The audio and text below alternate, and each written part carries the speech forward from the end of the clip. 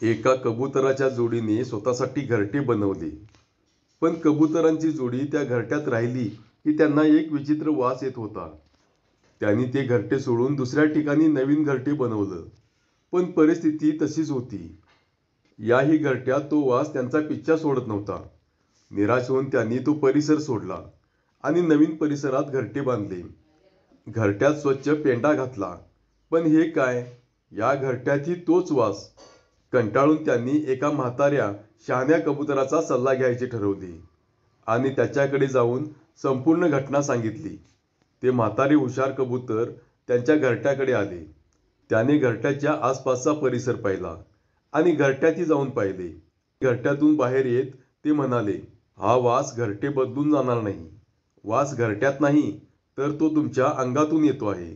तुम्हाला तुमच्या शरीराचा वास उघड्यावर जाणवत नाही, पण घरट्यात प्रवेश करताच तुम्हाला तो जाणवतो आणि तुम्हाला वाटते की घरट्यातून वास येतो आहे.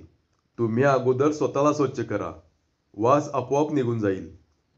मित्रांनो, यावरून आपल्याला हा बोध होतो की जगातील दोष आणि दुर्गंध शोधण्याऐवजी आपल्यातील दोष, कमतरता आणि अशुद्धतेचा दुर्गंध, विकार दूर केला तर जग खरोखरच सुंदर आणि सुगंधित होईल. धन्यवाद.